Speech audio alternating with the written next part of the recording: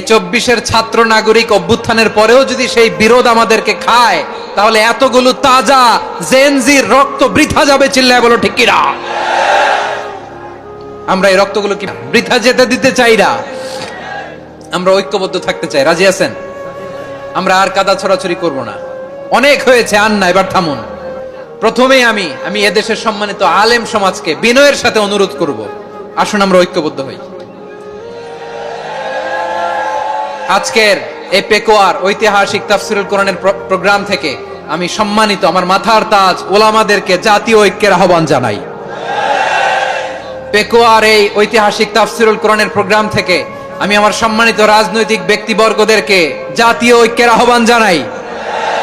আধিপত্যবাদকে রুখে দিতে হলে, বাংলাদেশের বিরুদ্ধে যে কোনো ধরনের ষড়যন্ত্রকে রুখে দিতে হলে জাতীয় ঐক্যের কোনো বিকল্প নাই। চিল্লায় বলো ঠিক কিনা?